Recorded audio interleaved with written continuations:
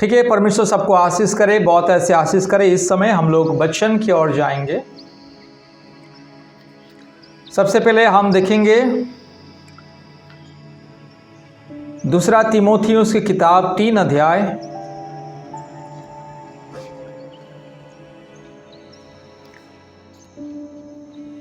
दूसरा तीमुथियुस की अध्याय 3 अध्याय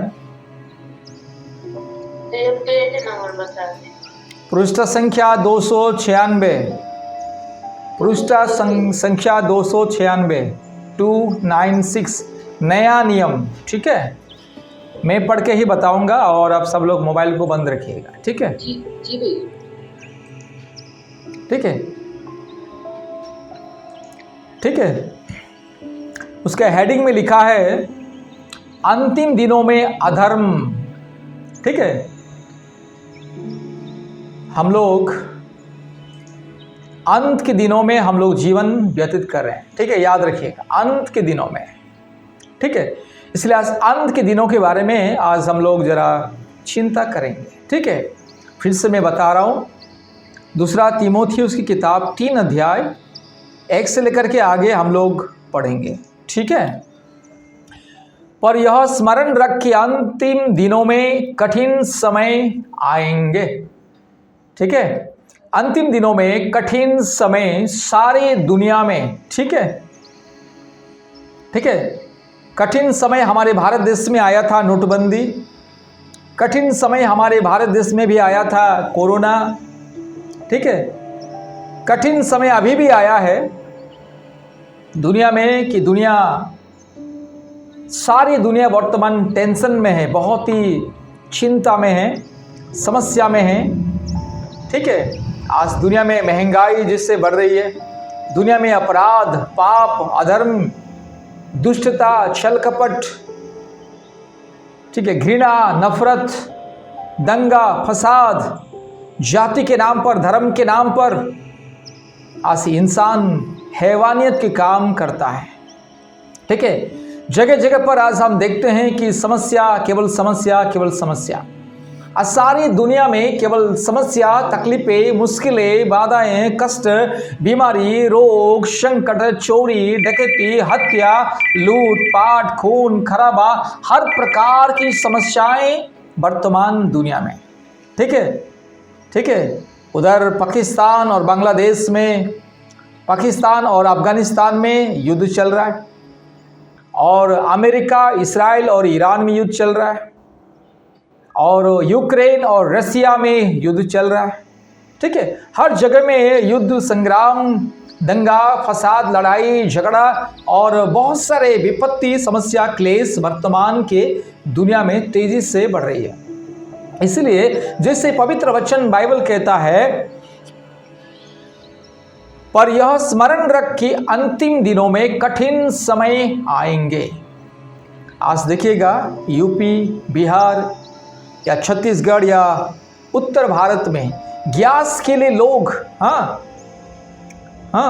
जो खाना बनता है ना, जो गैस सिलेंडर के लिए लोग, गैस के लिए लोग लंबा लंबा लाइन।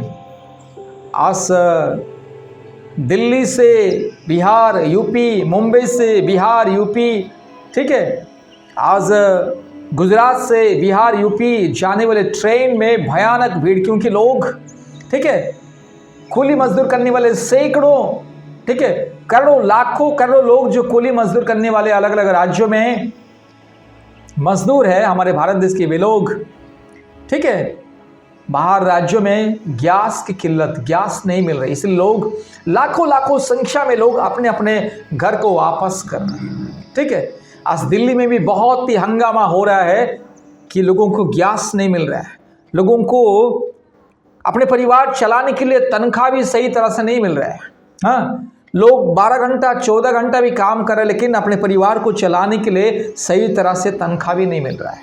ठीक है, आज महंगाई बढ़ चुकी है, बेरोजगार बढ़ चुकी है। ठीक है, समाज में केवल नफरत, ईर्षा, दंगा, फसाद बढ़ चुके हैं। ये सब हो, ठीक है, ये सब होता है क्या?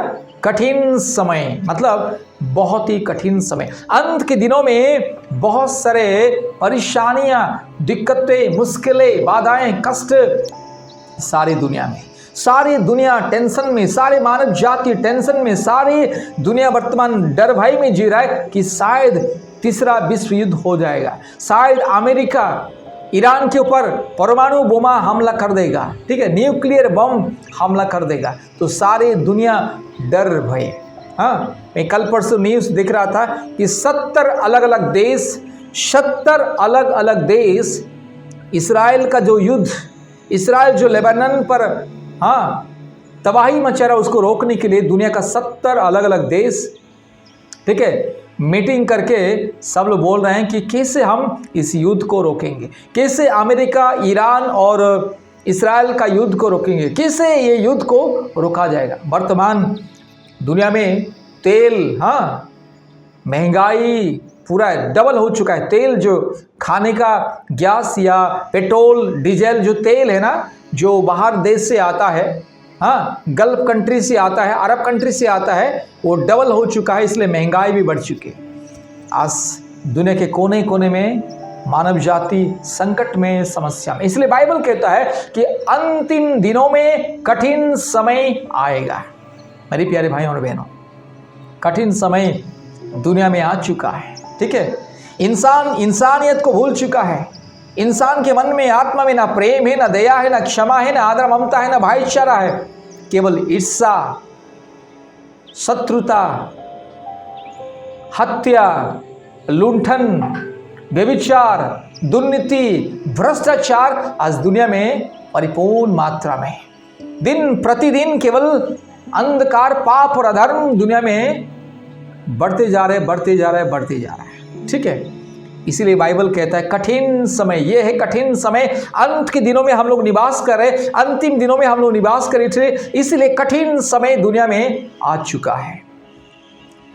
3 अध्याय का उसका 2 आयत में लिखा है, क्योंकि मनुष्य स्वार्थी, ठीक है, लोभी, डिंगमार, अभिमानी, निंदक, माता पिता की आज्ञा टलने वाला, कृतघ्न, अपवित्र, दया रहित, क्षमा रहित, दोष लगाने वाले, असंयमी, कठोर, भले की बैरी, विश्वासघाती, ढीठ, घमंडी और परमेश्वर के नहीं वरन सुख विलास ही के चाहने वाले होंगे, ठीक है।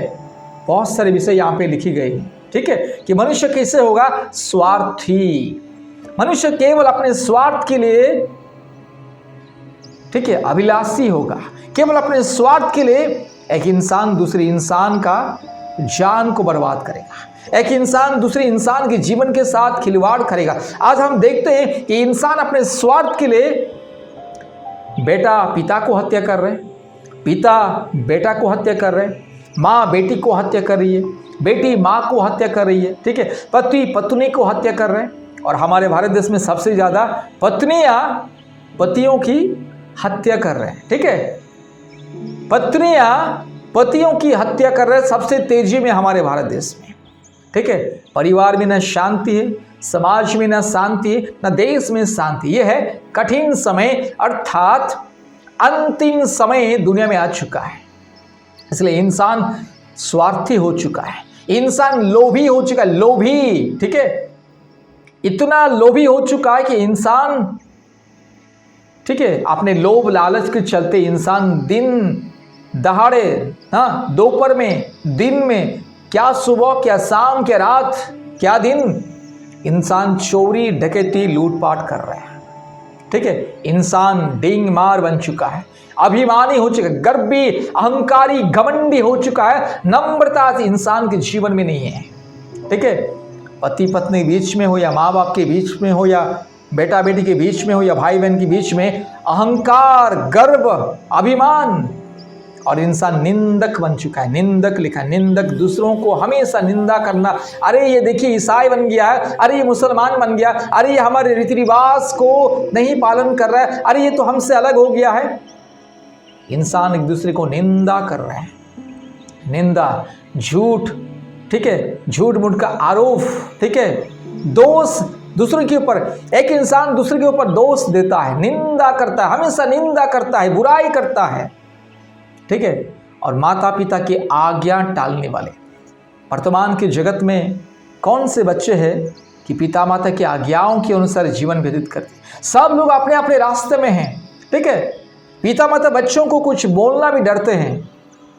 इंसान ऐसे हो चुका है कि पिता माता की आज्ञाओं को टालने वाला। आज ज़्यादा से ज़्यादा बच्चे लोग पिता माता की आज्ञा को टालते हैं।